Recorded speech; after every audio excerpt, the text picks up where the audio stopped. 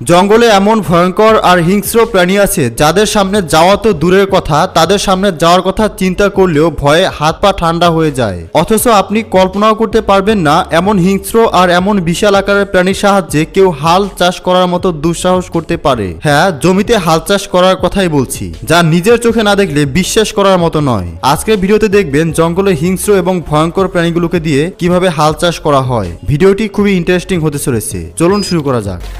Elephant, হাতি মাটিতে বসবাস করা পৃথিবীর সবচেয়ে বড় প্রাণী। হাতির পিঠে চড়া পর্যন্ত ঠিক ছিল, কিন্তু আপনি কি কখনো চিন্তা করেছেন হাতির মতো এমন বিশাল আকারের একটি প্রাণীকে ফসলের জমিতে হাল চাষ করতে দেখা যাবে? হয়তো কখনো এমন দৃশ্য দেখেননি, কেননা ভারত বাংলাদেশে এমন কোনো ঘটনা নেই, কিন্তু থাইল্যান্ডে এই অবিশ্বাস্যকর কাজটি করে দেখিয়েছে। সেখানে হাতিকে হাল চাষ করতে দেখতে পাবেন। সেখানে বিশাল আকারের হাতির সাহায্যে হাল চাষ করা হয়। যদিও এই পরস্পরা এখন সেখানে খুবই কম, এখন হাতির পরিবর্তে সেখানে অনেক উন্নত মানের মেশিন চলে এসেছে, কিন্তু এখনো থাইল্যান্ডের কিছু এলাকায় হাতি দিয়ে হাল চাষ করা হয়।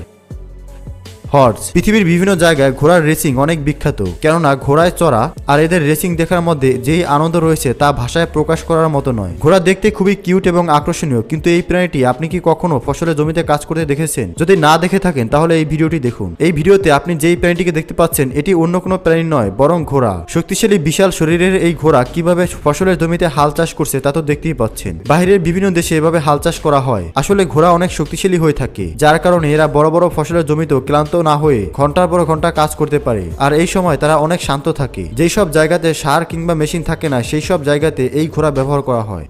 রাইনো, গন্ডারের নাম শুনে নিশ্চয়ই অবাক হচ্ছেন। গন্ডার কতটা হিংস্র এবং আক্রমণাত্মক প্রাণী তা নিশ্চয়ই জানেন। রাগ মনে হয় এদের নাকের ডগার উপরেই সবসময় বসে থাকে। এরা যখন রেগে যায় তখন এরা বনের রাজা সিংহকেও দৌড়ে উপরে রাখে। এমন অবস্থায় এই গন্ডার দিয়ে ফসল পালানোর কথা চিন্তাও করা যায় না, কেননা যে কোনো সময় এই ভয়ঙ্কর প্রাণী পুরো ফসলের জমিকে লন্ড ভন্ড করে দেবে। কিন্তু না, মানুষ এমন এক প্রাণী যারা যে কোনো প্রাণীকে তাদের হাতের ইশারায় নাচাতে পারে। মানুষের সামনে গন্ডারের মতো হিংস্র প্রাণীও কিছুই নয়। যেমন এখানে দেখতে পাচ্ছেন এই লোক কিভাবে গন্ডারের সাহায্যে হাল চাষ করছে। যেই দৃশ্য দেখে আশেপাশের লোক জড়ো হয়ে যায়, কেননা তারা এর আগে এমন অদ্ভুত ঘটনা কখনো দেখেনি। তাই এমন অদ্ভুত ঘটনা দেখে তারা নিজেরাও নিজের চোখে বিশ্বাস করতে পারছে না।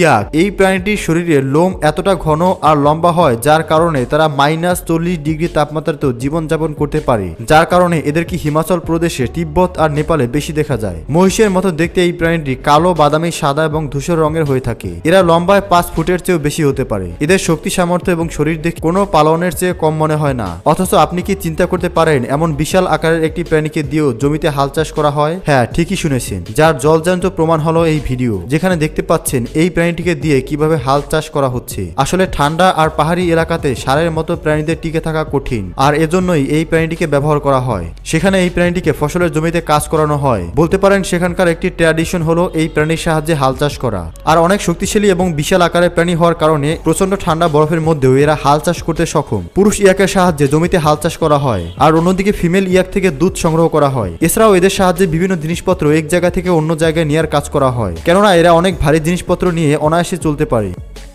ক্যামেল, উটকে বলা হয় মরুভূমির জাহাজ। মরুভূমির মতো জায়গাগুলোতে উট জাহাজের চেয়েও গুরুত্বপূর্ণ ভূমিকা পালন করে। বিশেষ করে ভারতের রাজস্থান এবং গুজরাটে উটকে শুধু বিভিন্ন জিনিসপত্র আনা নেওয়ার জন্যই ব্যবহার করা হয় না, বরং অনেক সাংস্কৃতিক কার্যক্রমেও ব্যবহার করা হয়। আপনি কি জানেন এসব কিছু ছাড়াও এর মধ্যে আরো বড় একটি দক্ষতা রয়েছে? শুনলে অবাক হবেন, এই বিশাল আকারের উট ফসলের জমিতে হাল চাষের জন্য ব্যবহার করা হয়। হ্যাঁ, ঠিকই শুনেছেন, ভিডিওতে যেই প্রাণীটিকে দেখতে পাচ্ছেন এটি কোনো নকল উট নয়, বরং সত্যিকারের উট, যেটি কোনো কিছু না বলেই তার মালিকের সাথে চলছে। আপনি হয়তো উটের এমন দক্ষতা এর আগে আর কখনোই দেখেননি। আপনাকে বলে রাখি, ধান সহ অনেক গুরুত্বপূর্ণ ফসলের চাষ করা হয় এই উটের সাহায্যে। এছাড়াও উটকে দুধ, মাংস এবং গুলের মতো প্রোডাক্ট পাওয়ার জন্য লালন পালন করা হয়। আর এর জন্য দুবাইতে অনেক বড় ক্যামেল ফার্মিংও রয়েছে।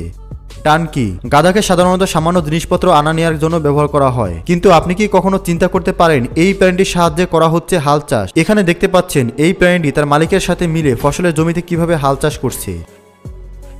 ডাক, এই লিস্টে হাঁসের নাম শুনে নিশ্চয়ই অবাক হচ্ছেন আর ভাবছেন যেই কাজ উট আর হাতির মতো বিশাল আকারের প্রাণীর সাহায্যে করা হয়, সেই একই কাজ এতটুকু প্রাণী কিভাবে করবে? এতটুকু একটি প্রাণী ফসলের জমিতে কি কাজ করবে? দেখুন, এই সম্পূর্ণটাই বুদ্ধির খেলা। সাধারণত মানুষ মাংস এবং ডিমের জন্য হাঁস পালন করে, কিন্তু এমনও মানুষ রয়েছে যারা এই হাঁস ফসল উৎপাদনের জন্য লালন পালন করে। আসলে থাইল্যান্ডে কিটো থেকে বাঁচার জন্য সেখানকার কৃষকরা হাজার হাজার হাঁস তাদের ফসলের জমিতে ছেড়ে দেয়। এই হাঁসগুলোকে বলা হয় ফিল্ড চ্যাসিং ডাক। ফসলের জমিতে গিয়ে এই সবগুলো হাঁস তাদের কাজে লেগে পড়ে। এতে করে একদিকে যেমন কৃষকের উপকার হয় তেমনি হাঁসের, কেননা এতে করে হাঁস পেট ভরে তাদের খাবার খেতে পারে। অন্যদিকে কৃষক ভয়ঙ্কর কীটপতঙ্গ থেকে বাঁচতে পারে। আপনাকে বলে রাখি, ধান কাটার পর প্রায় 10,000 হাঁস একবারে ফসলের জমিতে ছেড়ে দেওয়া হয়। এতে করে বুঝতেই পারছেন মানুষ তাদের কার্য হাসিলের জন্য কোন পর্যায়ে যেতে পারে। মানুষের বুদ্ধির আন্দাজ করাও কঠিন। এজন্যই বলে প্রয়োজনীয় আবিষ্কারের জননী।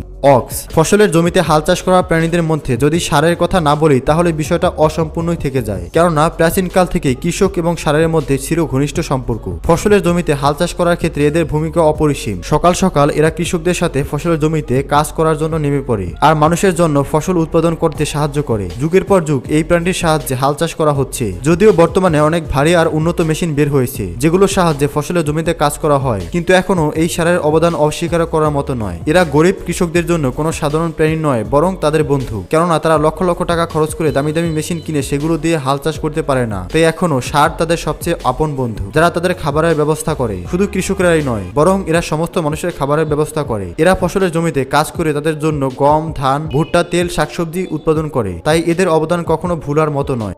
বাফালো। একমাত্র মানুষই পারে জংলি প্রাণীদেরকে নিজেদের পোষা প্রাণীতে পরিণত করে তাদেরকে নিয়ে নিজেদের কাজ হাসিল করতে। মহিষের দুধ সংগ্রহ করার পর মানুষ ভাবলো এটিকে দিয়ে আর কি কি কাজ করানো যায়। এরপর শুরু হলো এদেরকে দিয়ে হাল চাষ করা। তারা এই শক্তিশালী বিশাল শরীরের প্রাণীকে ফসলের জমিতে কাজে লাগিয়ে দিল। এরা বিশাল শরীরের অধিকারী হওয়ার পরেও মালিকের সাথে জমিতে হাল চাষ করে। এরা এতটাই শক্তিশালী যে মাইলের পর মাইল ফসলের জমিতে অনায়াসে হাল চাষ করতে পারে, একটুও ক্লান্ত হয় না। এছাড়াও এদের পা খুবই শক্ত, যার কারণে এরা অনায়াসে কাদার উপরেও চলতে পারে। এদের ওজন প্রায় 300 থেকে 550 কেজি পর্যন্ত হতে পারে।